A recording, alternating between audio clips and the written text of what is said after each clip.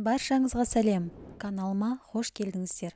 Қыс мезгілінде жиі кездесетін ауру бұл тұмау. Жер шарында тұмаумен ауырмаған адам жоқ шығар.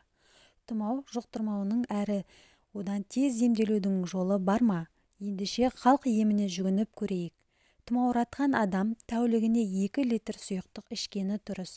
Ол ағзадан вирустың тез шығып кетуіне көмектеседі. Сондай-ақ тұмау індеті басталған кезде қолды күніне 5-6 рет сабындап жуған дұрыс. Бұл тұмау жұғуды 2 есеге төмендетеді. Тұмаудың тағы бір емі бал қосылған сүт. Ауырған кезде сүті бар шайға бал қосып және сүтке сары май қосып ыстықта ішіңіз. 1 стақан сүтке 1 шай қасық бал, ұсақталған немесе үккіштен өткізілген сарымсақтың 1 бөлігін араластырыңыз. Дәмді болмаса да бұл тәсіл тұмауды бірден жояды. Тұмауға қарсы үй өсімдіктерін пайдалануға да болады. Мысалы, алоэ вера.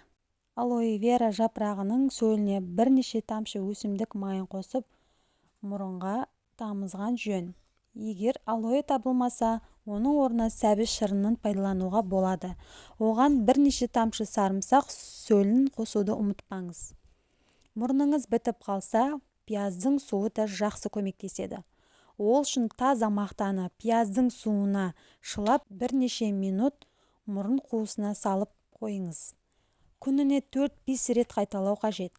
Тазартылған 50 грамдай өсімдік майына сарымсақтың 2-3 бөлігін орташа көлемдегі пияздың 4-тен 1-ін майдалап турап араластырып қоспаны 1 түнге қалдырыңыз. Ертесі оны сүзіп, сөлін мұрын қуысына тамызыңыз. Достар, видеом пайдалы болды деп ойлаймын. Ендеше сіз тұмауратып ауырып жатқан болсаңыз, тез сауығып кетіңіздер. Арнаға тіркеліп, лайк басуды ұмытпаңыздар. Ендеше сау саламат болыңыздар.